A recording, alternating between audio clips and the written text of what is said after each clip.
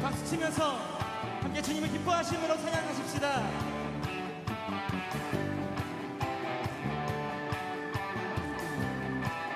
일어나라.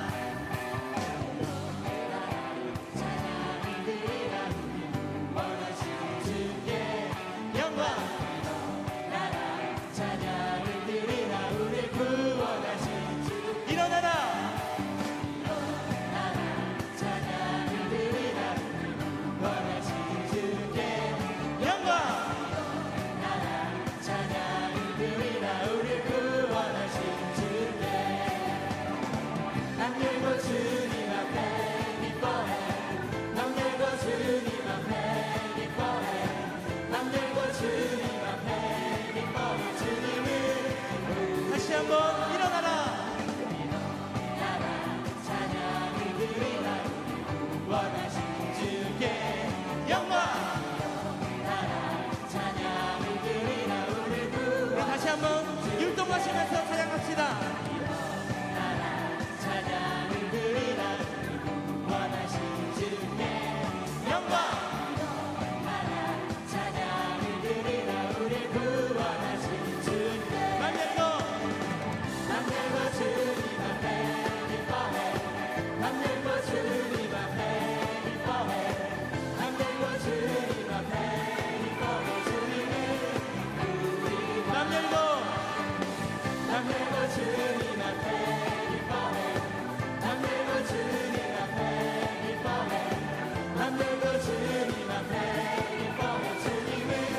다시 한번 일어나라. 찬양을 드리라. 원하신 주께 영광. 찬양을 드리라. 우리 구원하신 주께 맘 열고 주님 앞에 기뻐해. 맘 열고 주님 앞에 기뻐해.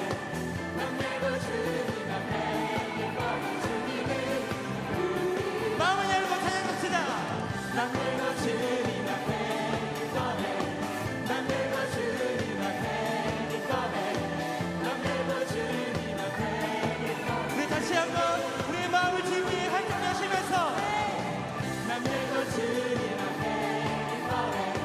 맘 열고 주님 앞에 기뻐해.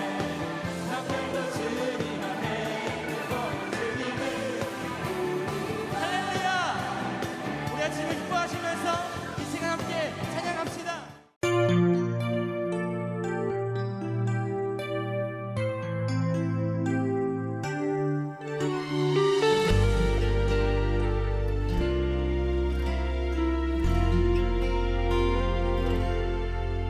내가 지금까지 지내온 것은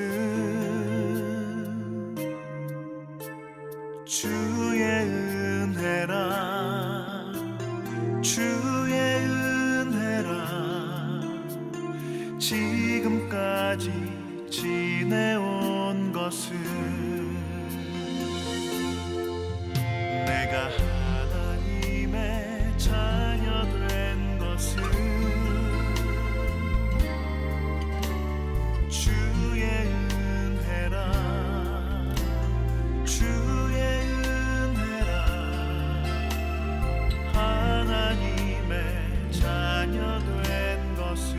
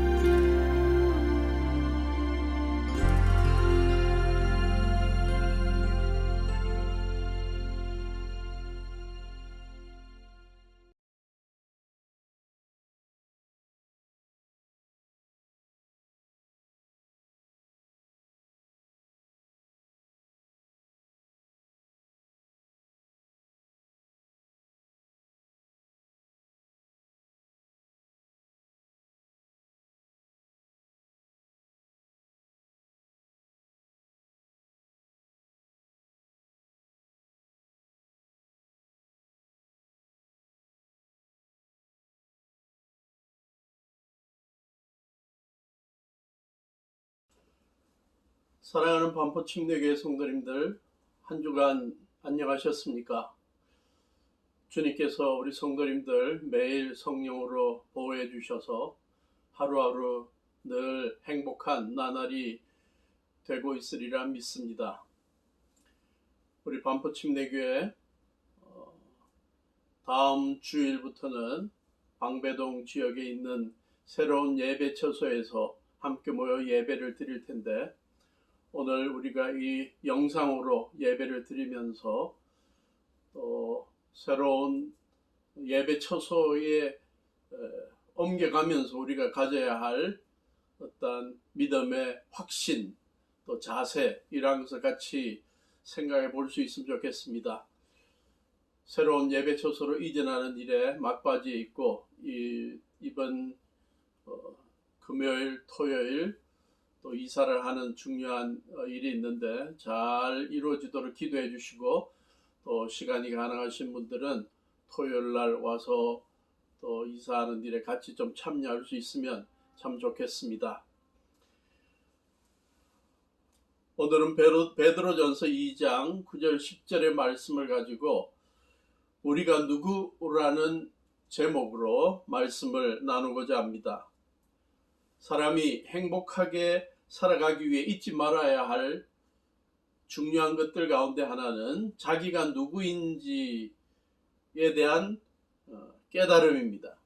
다시 말하면 자기 정체성에 대한 바른 이해가 있어야 위기의 상황에서도 이겨낼 수 있고 결과적으로 행복할 수 있습니다. 자기 정체성 찾기의 중요성을 강조하는 여러 분야들이 있습니다. 예를 들어 음악 분야에 있어서는 방탄소년단의 곡들이 특별히 많은 전 세계 젊은이들에게 호응을 얻고 있는 이유가, 젊은이들이 자기 자신의 정체성을 찾아 나가는 데 도움이 되는 가사들, 또 곡들이 많기 때문이라고 봅니다. 유엔을 비롯한 여러 곳에서 이 방탄소년단 멤버들이 연설을 할 때마다 특히 강조하는 게 자기 자신을 잘 알고 자기 자신을 믿고 당당하게 살라는 것이죠. 안타깝게 방탄소년단의 단체 음악 활동이 잠정적으로 중단된다는 선언이 한 며칠 전에 나왔습니다. 그 가운데 한 멤버인 지민이 한 말이 의미가 있습니다. 9년 동안 열심히 활동하면서 어느 순간부터인가 정체성을 잃어버리는 것 같고, 그래서 이제 다시 정체성을 찾아가려고 한다라고 언급한 것을 보았습니다. 영화 분야에서도 자기 정체성을 찾아가는 주제를 다루는 영화들이 많이 있죠. 맷 데이먼이 주연했던 본 시리즈, 본 아이덴티티, 본 수프리머시, 본 얼티메이텀 시리즈 영화에는 CIA에서 파송된 한 살인기계 첩보원이 부상으로 기억을 잃었다가 자기 자신의 정체성을 찾아가고 자기가 누구인지를 찾아가는 그러한 영화입니다. 겨울왕국 주인공 엘사가 자신의 진정한 모습을 찾아가는 여정을 그리고 있습니다. 요즘 출판 분야에서도 자기 자신을 주제로 한 책들이 인기를 끌고 있다고 합니다. 2019년 교보문고에 의하면 연간 도서 판매 동향 베스트셀러 분석을 해서 올해의 키워드를 정했는데, 오나나나라는 말로 키워드를 만들었다고 합니다. 오롯이 나를 향한, 나에 의한, 나를 위한 삶을 살자라는 것이라고 합니다. 교보문고에 하면 베스트셀러 1위부터 3위가 수필이었고, 자기 자신을 찾아가는 여행, 또 자기 자신을 찾아가는 데 도움이 되는 수필들이 인기를 끌고 있다고 합니다. 저는 1년에 한두 차례 프로야구 경기를 직접 운동장에 가서 보곤 합니다. 제가 롯데 자이언트 팀의 팬이기 때문에 이 대전에 와서 한화 팀하고 경기를 할 때 가보곤 합니다. 얼마 전에 프로야구 직관을 하게 되었는데요. 3시간 정도 경기가 계속되는 동안 이 한화의 응원단이 시시때때로 반복해서 외치는 구호가 있었습니다. 응원단장이 질문합니다. 우리가 누구라고 하면 수천 명의 한화 응원단이 최강 한화 10개의 팀 가운데 최강이라는 거죠. 경기가 끝나고 롯데가 이기고 난 다음에 롯데 응원단장이 또 외칩니다. 우리가 누구? 했더니 최강 롯데라고 응원단이 다 답을 했습니다. 자신이 응원하는 야구팀에 대한 자긍심을 표현하는 말이기도 하고 자기 팀이 최강의 팀이 되기를 원하는 기대가 표현되는 말이기도 합니다. 우리가 누구? 이것은 우리 그리스도인들도 시시때때로 던져보아야 하는 질문이 아닌가 생각해 보게 되었습니다. 특히 오랜 세월 동안 반포 지역에서 주님께 예배를 드리고 지역 주민들을 섬기고 세계 선교를 담당하던 우리 반포교회 한 4년 정도 새로운 지역으로 이사를 가서 생활해야 합니다. 이러한 교회적인 상황에서 우리가 누구인지 우리 반포 침례교회는 어떠한 존재 이유가 있는지 한번 질문해 보는 건 의미가 있다고 생각합니다. 1장 1절, 오늘 베드로전서 1장 1절에 하면 사도 베드로가 이 베드로전서를 기록해서 읽게 된 수신자들이 어느 지역에 살았는지를 소개합니다. 본도, 갈라디아, 갑바도기아, 아시아, 비두니아에 흩어져 사는 나그네들, 택하심을 입은 이들에게 편지를 쓴다. 베드로는 복음을 전하다가 귀환 후 64년에 순교당합니다. 그래서 많은 학자들은 그 바로 1년 전에 이 베드로전서 후서를 소아시아 지방에 있는 이방인 그리스도인들에게, 특히 신앙적인 핍박을 경험하고 있는 그리스도인들에게 기록해서 보냈다고 생각합니다. 몇십 년 후에 도미시안 트라이안 황제 때의 국가적인 로마 제국적인 그러한 거대한 핍박은 아니었을지라도 지역마다 그리스도인들을 향한 중상모략이 있었고 사회적으로 왕따시키는 일들이 있었고 집단적인 폭동도 있었고 각 지역 경찰들이 그리스도인들을 좀 어려움을 주는 그러한 일들이 있었던 것으로 보입니다. 베드로가 편지한 지역 가운데 하나가 갑바도기아인데요. 지금도 성지 순례를 하는 많은 그리스도인들이 터키의 이 지역을 가면 초대교회 시대 때 그리스도인으로서의 신앙을 지키다가 여러 지역 사람들 또 로마 국가의 전체적인 압박이 너무나 심해서 자기들이 살던 터전을 떠나 사막 지역 또 한적한 지역으로 가서 지하에 거대한 도시를 만들어서 교회당을 짓고 또 어려움에도 불구하고 삶의 터전을 만들면서 주님께 예배드리고 생활했던 그러한 모습을 보여줍니다. 지하에 몇십 메다 아래까지 땅을 파서 예배당과 또 각 여러 처소들을 만들어 놓은 걸 보면 나름대로 초대교회 성도들이 얼마나 신앙적인 핍박이 심했는지를 볼 수 있는데 아마도 그러한 상황에서 사도 베드로가 성도들에게 한편으로는 신앙의 핍박 가운데 믿음의 정절을 잘 지키도록 그래서 배교하지 않도록 권유하고, 다른 한편으로는 믿음의 정절을 잘 지키고 있는 성도들에게 위로와 소망의 말씀을 전한 것으로 보입니다.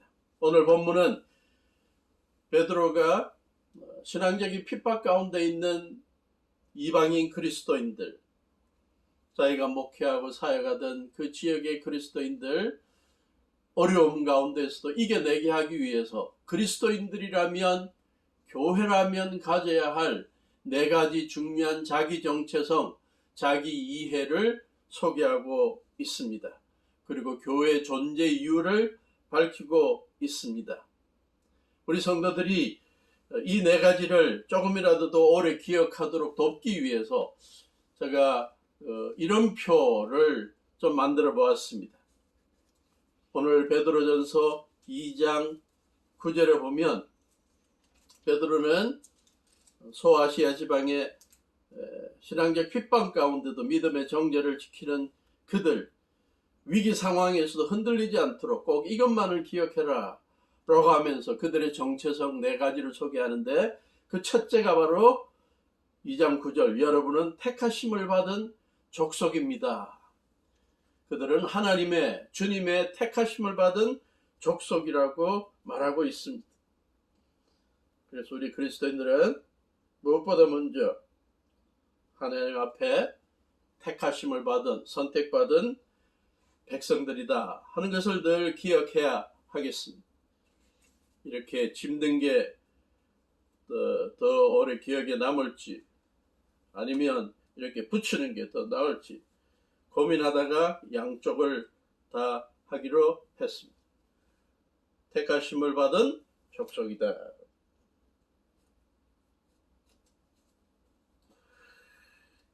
하나님께서 우리를 하나님의 백성으로 선택하셨다는 사실을 잊지 말라는 거죠. 하나님의 아들, 딸로 받아주시고 용납해 주셨다. 귀한 자기 정체성입니다. 하나님께서 그리스도인들을, 우리들을 선택하고 택하신 기준은 우리가 완벽하거나 쓸만해서가 아니다, 대단해서가 아니다, 오로지 하나님의 한없는 긍휼과 사랑 때문이라는 사실을 우리는 기억해야 합니다. 베드로가 이 4가지 그리스도인들의 정체성에 대해서 소개할 때, 그는 구약의 하나님께서 모세를 통해 또 이사야 예언자를 통해 분명하게 언급해 주신 이스라엘 백성들의 정체성에 대해서 기억하고 있다가, 암기하고 있다가 그걸 그대로 베드로전서에서 소개하는데, 먼저 출애굽기 19장,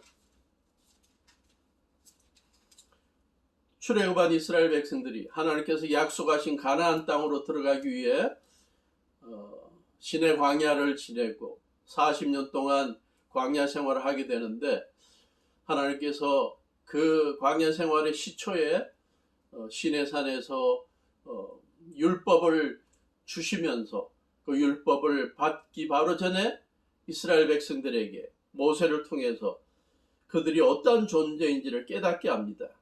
출애굽기 19장 5절 6절인데요. 이제 너희가 정말로 나의 말을 듣고 내가 세워준 언약을 지키면 너희는 모든 민족 가운데서 나의 보물이 될 것이다. 나중에 나오는 하나님의 소유된 백성이다 라는 표현이죠. 온 세상이 다 나의 것이다. 그러므로 너희는 내가 선택한 백성이 된다. 이스라엘 백성들 가나안 땅에 들어가서 하나님의 선택받은 백성답게 살도록 도전하고 있었는데, 베드로가 초대교회 그리스도인들, 신앙적 핍박 가운데, 어려움 가운데 있는 백성들에게 바로 이 사실을 소개합니다. 그리고 신명기 7장 6절에 보면 모세는 신명기 7장 6절에서 가나안 땅에 들어가서 하나님의 백성답게 살아가야 하는 이스라엘 백성들이 어떤 자기 정체성을 가져야 할지를 소개하는데요. 신명기 7장 6절, 당신들은 주 당신들의 하나님의 거룩한 백성이요 주 당신들의 하나님이 땅 위에 많은 백성 가운데서 선택하셔서 자기의 보배로 삼으신 백성이기 때문입니다. 7절 주님께서 당신들을 사랑하시고 택하신 것은 당신들이 다른 민족들보다 수가 더 많아서가 아닙니다. 오히려 당신들은 모든 민족 가운데서 수가 가장 적은 민족입니다. 그런데도 주님께서는 당신들을 사랑하시기 때문에 긍휼이 많으시기 때문에 불쌍히 여기셔서 당신들 조상에게 맹세하신 그 약속을 지키려고 강한 손으로 당신들을 이집트 왕 바로의 손에서 건져내셨습니다. 이스라엘 백성들을 애굽에서 건져내고 그들을 하나님의 백성으로 선택한 이유는 그들이 숫자가 많기 때문도 아니고 그들이 대단해서가 아니다. 모든 민족 가운데 가장 적은 민족이지만 하나님께서 당신들을 사랑했기 때문이다. 베드로는 소아시아 지방의 그리스도인들이 이 사실을 꼭 기억하고 이 정체성을 갖고 살도록 원했습니다. 하나님께서 죄인된 우리들을 구원하신 이유, 우리를 택하셔서 구원하신 이유는 우리를 사랑하셔서 우리를 하나님의 아들, 딸 만들어 주신 것이다. 이라크 전쟁에 참여하고 있던 미국 군인 한 명이 몇 달 만에 미국 동부에 살고 있는 부모님께 전화를 했습니다. 지금 집으로 돌아가고 있는 중인데 먼저 샌프란시스코에 있는 기지에 도착해 있다고 말했습니다. 그런데 자기가 집으로 갈 때 혼자 가는 게 아니라 자기하고 생사를 같이 했던 동료와 함께 가는데 그 동료가 전쟁 중에 심한 부상으로 눈 한쪽을 잃고 팔 한쪽을 잃고 다리 한쪽을 잃어서 좀 보살펴 줘야 되겠습니다. 그래서 함께 지내기를 원합니다. 라고 부모님께 말했습니다. 부모님이 그렇게 하라고 그 어려움에 있는 그 친구, 그 동료 우리가 한동안은 도와줄 수 있을 것 같다고 말했습니다. 그러자 그 아들이 말합니다. 한동안이 아니라 내내 그 친구, 그 동료를 돌봐줘야 되겠습니다. 부모님이 말합니다. 한 6개월 정도는 우리가 돌봐줄 수 있을 것 같다. 데려오라 그랬습니다. 그러자 그 아들은 다시 말합니다. 그 부상한 동료와 내내 항상 같이 있어야 합니다. 같이 생활해야 합니다. 라고 말했습니다. 그러자 부모님은 좀 마음의 부담을 느꼈습니다. 그래서 그 부상을 당한 그 친구 내내 돌봐주는 건 너무 비현실적인 게 아니냐. 너무 힘들고 모두가 다 힘들 텐데 부담이 되는데 그건 좀 어려울 것 같다. 그러자 갑자기 전화 중에 아들이 전화를 끊게 됩니다. 바로 다음날 국무성에서 전보가 왔습니다. 그 전쟁에 참여했던 또 집으로 돌아온다고 하던 아들이 극단적인 선택을 했다는 것입니다. 시간이 지나 부모들이 사랑하는 아들의 시신을 돌려받고 보았더니 죽은 아들은 큰 부상으로 눈 한쪽, 팔 한쪽, 다리 한쪽을 잃은 상태였습니다. 신앙생활을 하면 할수록 하나님께 감사한 점이 있습니다. 하나님은 우리가 육체적으로, 정신적으로 온전하고 뛰어나서가 아니라 사회적으로, 물질적으로 풍요해서가 아니라 하나님의 나라에 득이 될 것들이 많아서가 아니라 우리의 육체적, 도덕적, 영적 모습이 부족함에도 불구하고 우리를 사랑하시고 죄인으로 살아가면서 불행하게 살아가는 걸 불쌍히 여기셔서 하나님의 아들, 딸로 택해 주셨다는 사실입니다. 그리고 성령을 통해 우리를 날로 날로 빚어주시고 하나님의 사람답게 만들어 가신다는 사실, 그게 감동입니다. 우리 모두가 하나님 앞에 택함받은 백성이라는 사실, 택함받은 족속이라는 사실 잊지 말고 하나님께서 우리를 예수님의 십자가 사건으로, 부활 사건으로 우리를 구원해 주시고 하나님의 아들, 딸로 택해 주신 것에 늘 감사하며 주님 섬겨나가야 하겠습니다. 두 번째로 베드로는 베드로전서 2장 9절에서 그리스도인들의 두 번째 자기 정체성에 관한 확신을 심어주는데, 그것은 왕과 같은 제사장이라는 것입니다. 우리 그리스도인들은 하나님의 선택받은 백성일 뿐만 아니라 이 땅에 살아가는 동안 예수님처럼 제사장으로서 수많은 죄인들 주님 앞으로 돌아오게 만들고 천국 복음을 전함으로 말미암아 수많은 백성들이 다 하나님을 삶의 주인으로, 왕으로 모시고 살도록 하는 일에 제사장 역할을 하도록 맡기셨다고 강조하고 있습니다. 왕과 같은 제사장, 조금 생소한 표현입니다. 구약시대에는 왕이 해야 할 일과 제사장이 해야 할 일이 완전히 구별되어 있었습니다. 그래서 왕이 제사장 역할을 하다가 혼난 경우도 있죠. 사울왕, 또 우시아왕. 그러나 신약이 들어오면 우리 주님 예수님께서 이 땅에 오셔서 모든 세상 죄인들의 죄를 대신 짊어지시고 십자가에 죽어주심으로 말미암아 희생양이 되시고, 구약의 희생 제물을 잡아서 죄인들의 죄를 없애주기 위해 희생 제사를 치렀던 제사장의 역할을 예수님께서 단번에 다 십자가에서 치러주시고 위대한 제사장의 역할을 감당하셨는데, 그 이후에 예수님 하나님께서 그를 높여서 온 만민의 주가 되시고 만왕의 왕이 되게 하셨습니다. 그래서 이 만왕의 왕, 만주의 주 대신 온 세상 죄인들의 죄를 대속해 주신 제사장 예수님을 주님으로 믿고 그분이 맡겨주신 사명을 감당하는 우리가 이 시대의 왕같은 제사장이라고 사도 베드로는 표현하고 있는 것입니다.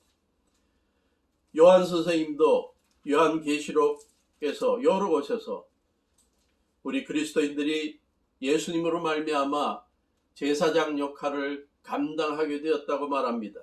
요한계시록 1장 6절, 우리로 하여금 나라가 되게 하시어 자기 아버지 하나님을 섬기는 제사장으로 삼아주신 분이 예수님입니다. 그에게 영광과 권세가 영원 무궁하도록 있기를 빕니다. 5장, 계시록 5장 9절 10절, 천국에 가니 수많은 성도들이 이런 말로 새로운 노래를 불렀다고 합니다. 주님께서는 그 두루마리를 받으시고 봉인을 떼실 자격이 있습니다. 주님은 죽임을 당하시고 주님의 피로 모든 종족과 언어와 백성과 민족 가운데서 사람들을 사서 하나님께 드리셨습니다. 주님께서 그들을 우리 하나님 앞에서 나라가 되게 하시고 하나님의 나라 백성이 되게 하시고 하나님 나라에, 하나님이 왕이 되신 나라에 다스리는 자가 되게 하시고 제사장으로 삼으셨습니다. 그래서 그들은 땅을 다스릴 것입니다. 하나님처럼 통치자가 될 것이라고 예언하고 있습니다.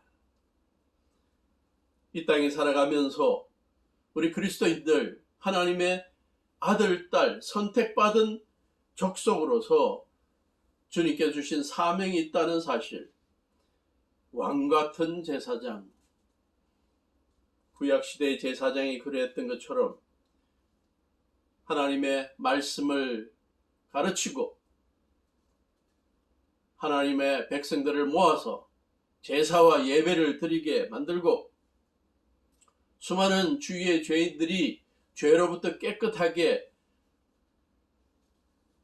해방되어서 하루하루 행복한 삶을 살 수 있도록 복음을 전하고 삶의 어려운 처지에 있는 자들에게 중보 기도해주는 이러한 사역을 우리가 감당하도록 맡겨주셨습니다. 세 번째, 베드로가 소아시아 지방의 그리스도인들에게, 교회 성도들에게 던져준 믿음의 정체성의 메시지는 무엇인가요? 세 번째 것, 베드로전서 2장 9절, 거룩한 민족이라는 것입니다. 하나님의 백성들이 이 땅에 살아가면서 거룩하게 살아야 한다. 거룩한 민족이다. 아까 두 번째 걸 안 붙였네요. 왕과 같은 제사장으로 살아야 한다. 세 번째, 거룩한 민족이다. 구약과 신약에서 굉장히 중요한 단어가 하나 있다면 거룩이라는 단어죠. 레위기 전체에서 강조하는 주제는 하나님께서 거룩하신 분이니까 하나님의 백성 너희들도 거룩하라는 것입니다. 그리스도인들, 교회 성도들은 거룩한 민족으로 살아야 한다. 늘 거룩을 생각하라는 것입니다.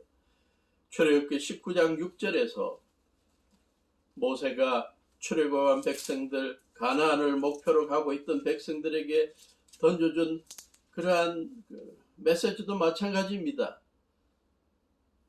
19장 6절 출애굽기, 너희의 나라는 나를 섬기는 제사장 나라가 되고 너희는 거룩한 민족이 되어야 한다. 우리는 거룩이라는 단어를 이해할 때 주로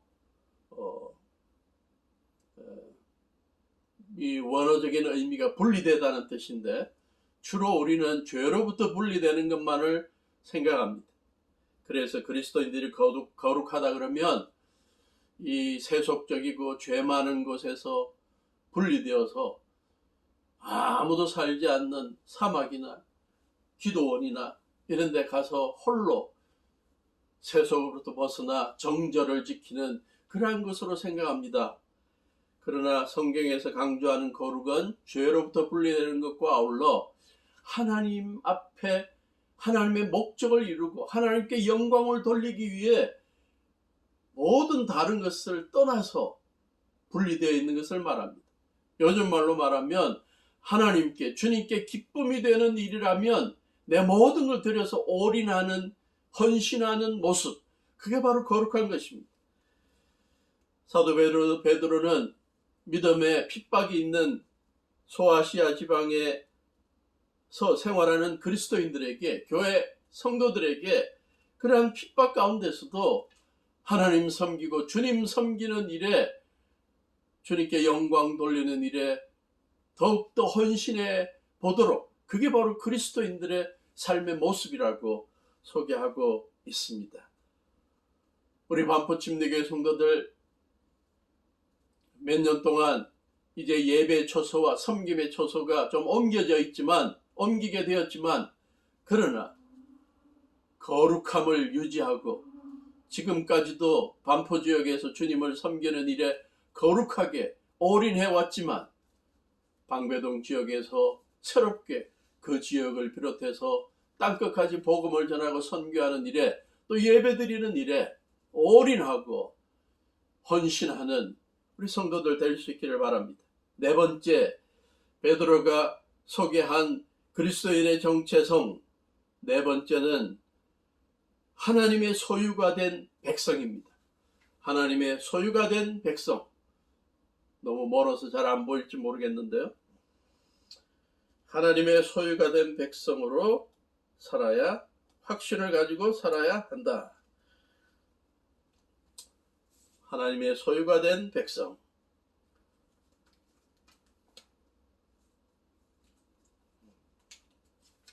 쉽게 말하면 삶의 어떤 어려운 순간에도 답답하고 외롭고 힘든 경우, 눈물 나는 경우가 있어도 우리는 하나님의 소유다. 하나님께서 우리의 주인이시다라는 걸 잊지 말라는 것입니다.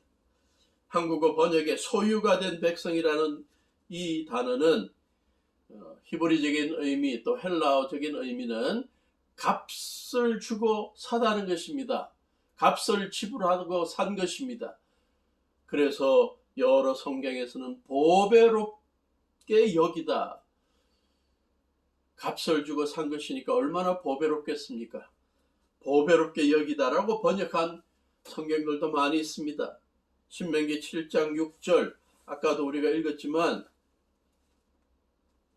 하나님께서 이스라엘 백성들을 택하셔서 그들을 사랑하셔서 선택한 다음에 그들을 자기의 보배로 삼으신 백성이다 라고 신명기 7장 6절에서 소개하고 있습니다. 하나님의 백성들, 이스라엘 백성들이 삶이 부족하고 연약하고 어떤 때는 불순종하고 그래도 보기만 하면 보배로운 거예요. 정말 귀한 겁니다. 이사야 43장도 마찬가지. 이사야 43장 정말 귀한 장인데 수백 년 동안 모세 율법에 정해진 하나님의 백성들의 도리를 떠나 살다가 바벨론 군대 침략을 받아서 나라까지 빼앗기고 포로되어 젊은 엘리트들이 바벨론으로 포로로 잡혀가서 나라가 패망해버린 그 시대에 낭망하고 있는 유다 백성들에게 이사야라는 이름의 예언자를 통해 주신 희망의 메시지, 정체성을 회복시키는 메시지, 이사야 43장 4절 내가 너를 보배롭고 존귀하게 여겨 너를 사랑하였다. 그리고는 43장 7절 나의 이름을 부르는 나의 백성, 나에게 영광을 돌리라고 창조한 사람들, 내가 빚어 만든 사람들을 모두 오게 하라. 유다 백성들의 과거를 되돌아보면 하나님의 말씀에 불순종하고 살다가 죄짓고 우상숭배하고 살다가 약자들을 억압하고 살다가 나라까지 빼앗겨서 죄책감과 후회감에 사로잡혀 절망 가운데 살아가게 되었던 자들입니다. 하나님까지도 그들을 버린 것으로 생각할 수 있을 정도입니다. 그러나 하나님께서는 이사야 예언자를 불러서 그게 아니라고 아직도 그들을 사랑하고 그들을 보배롭고 여기고 바벨론의 종으로 부릴 민족들이 필요하다면 내가 애굽을 비롯한 다른 민족들을 바벨론에 보내더라도 내가 유다 백성들은 다시 건져주겠다고 약속하는 것을 보게 됩니다. 우리의 과거가 어떠하든 우리의 현재 상황이 얼마나 답답하든 하나님 앞에 불순종하던 것들이 얼마나 많든 부끄러운 일들이 얼마나 많든 하나님께서는 우리를 보실 때 여전히 보배롭게 보십니다. 예수님의 핏값으로 우리를 사셔서 하나님의 아들, 딸 삼으시고 허물과 실수에도 다시 한번 회개하면 용서하시고 받아주시고 보배로운 아들, 딸로 품어주시고 우리를 통해 하나님의 일을 다시 한번 감당하게 하십니다. 9절 우리를 어둠에서 불러내어 자기의 놀라운 빛 가운데로 인도하신 분의 업적을 선포하게 하신다는 것입니다. 죄인된 우리들, 삶의 여러 가지 실수와 허물 많은 우리들, 잘못된 판단으로 늘 마음 아파하고 후회하는 우리들, 가끔 하나님 불순종하고 주님 뜻을 벗어나 살다가 우리 자신의 망가져버린 자기 정체성으로 방황하는 우리들, 주님께서 돌아오라고 그러시고 돌아오면 우리를 다시 아들로 받아주시는 보배로운 존귀한 아들로 받아주시는 그 감격적인 복음의 진수 우리는 늘 기억하고 살아야 할 것입니다. 제가 구약신학과 설교의 만남이라는 책을 제 구약 설교집을 발간해서 저에게 참 감사한 여러 목사님들께 보내드렸는데 그 책을 받은 한 목사님이 화가이신 목사님이 저에게 전화를 하셔서 수고했다고 말씀하시면서 책을 준 게 참 고맙고 감사해서 자기도 뭘 하나를 보내겠다고 하셨어요. 그 목사님은 화가 목사님입니다. 아주 뛰어난 화가 목사님이신데 그분은 과거에는 다른 그림을 그리셨지만 성경을 읽어나가면서 그분의 마음속에 하나님의 사랑과 예수님의 용서의 마음, 예수님이 죄인들을 다 받아주시고 귀하게 여기시고 하나님의 아들, 딸로 삼아주시는 그 복음이 너무 귀해서 어느 때부터는 그림의 주제가 누가복음 15장에 나오는 탕자의 비유를 그리는 것으로 바뀌었습니다. 그래서 그는 시간이 날 때마다 여러 가지 그림을 그리는데 항상 탕자를 안아주시는 아버지, 사랑 많은 아버지의 그림을 그리십니다. 근데 그분이 저에게 책 보내준 거 고맙다고 아주 조그만 그림을 하나 보내주셨는데 여전히 탕자를 받아주시는 그러한 이 사랑 많은 아버지의 그림입니다. 저는 이 그림을 볼 때마다 또 탕자의 비유를 생각할 때마다 우리의 형편과 처지, 우리의 지난 삶의 모습에 아랑곳하지 않고 주님 앞에 나오면 우리를 죄인으로 보지 않고 감싸 주시고 사랑스러운 팔로 허구해 주시고 안아 주시는 이 우리의 사랑의 하나님, 우리 주님을 생각하게 되고 우리를 보배롭고 존귀하게 여기시는 하나님 믿고 우리가 여전히 신앙생활 해야 되겠다는 그러한 결단을 하게 됩니다.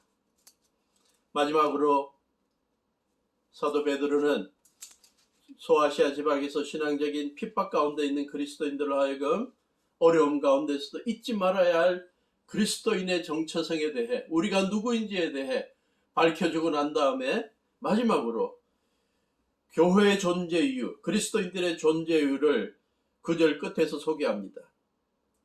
여러분을 어두움에서 불러내어 죄와 또 죄를 짓게 만드는 세상적인 그러한 풍습에서 불러내어 자기의 놀라운 빛 가운데로 천국의 백성으로 하늘나라의 백성으로 인도하신 분 하나님 우리 주님의 업적을 여러분이 선포하게 하기 위해서 하나님께서 이 땅에 두셨습니다.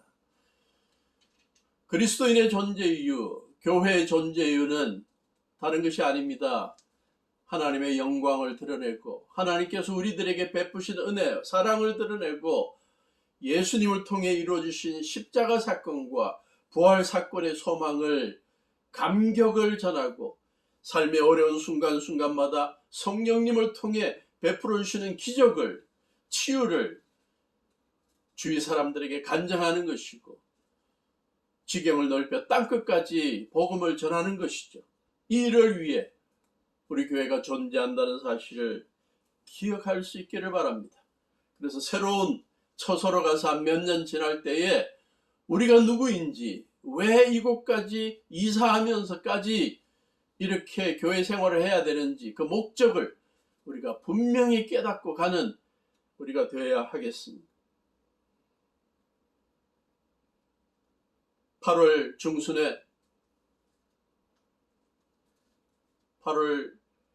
중순과 하순에 우리 교회 청년들 중심으로 또 몇 성도님들이 함께 베트남 하노이 지역에 가서 우리가 복음을 전하게 됩니다. 고아원에 가서 찬양도 하고 연주도 하고 그들에게 예수님의 말씀을 전하고 마약 중독자들에게 복음도 전하고 찬양하고 간증하고 또 수많은 교회 성도들에게 우리가 복음을 전합니다. 그래서 이 선교 사역을 통해 우리 반포 침례교회 단기 선교 사역을 통해 하나님의 영광이 드러나고 주님께서 베풀으신 위대한 업적이 선포될 수 있기를 바랍니다.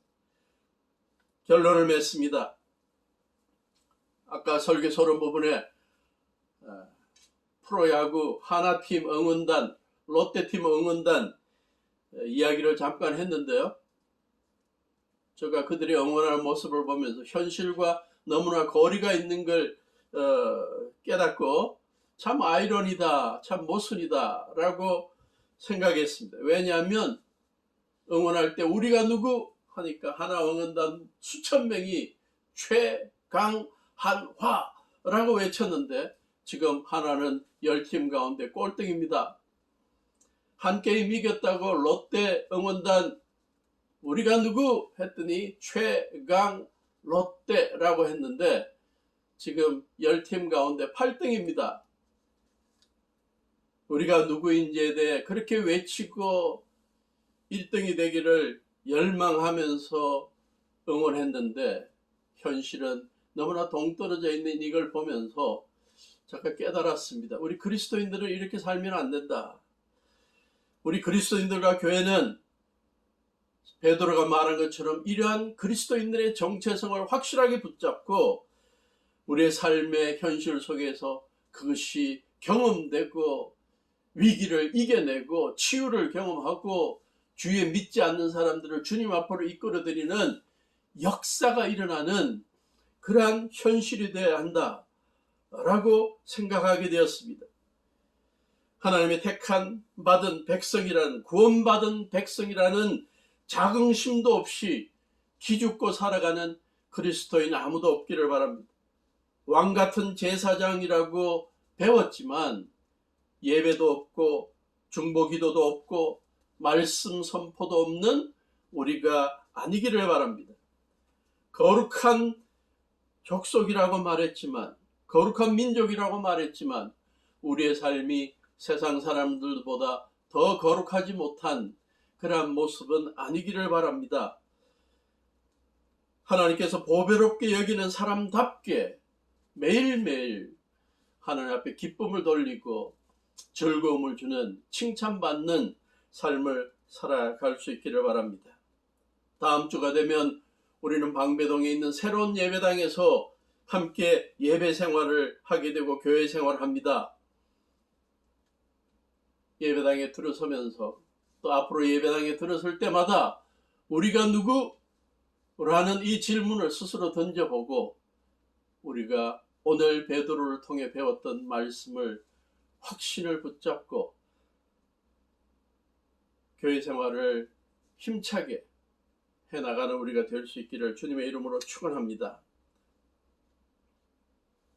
오늘 설교의 끝은 송정미 사모님이 불렀던 축복송 우리가 같이 부르면서 끝내기를 바랍니다. 특히 2절 오늘 본문을 그대로 옮겨놓은 2절 묵상하는 마음으로 같이 찬송하면서 설교를 끝내기를 바랍니다.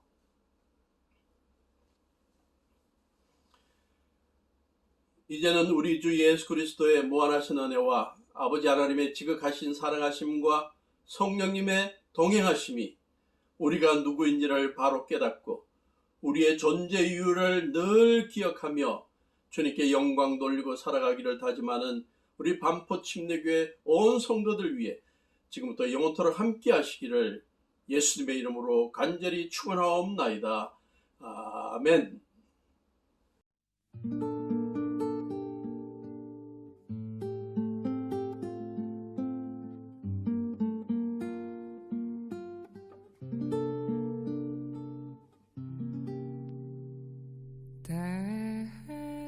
때로는 너의 앞에 어려움과 아픔 있지만 담대하게 주를 바라보는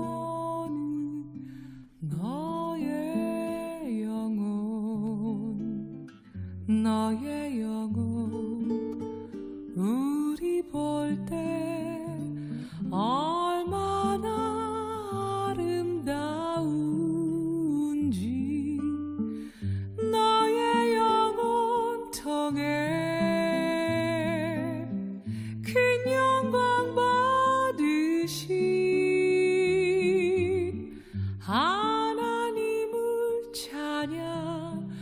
오 할렐루야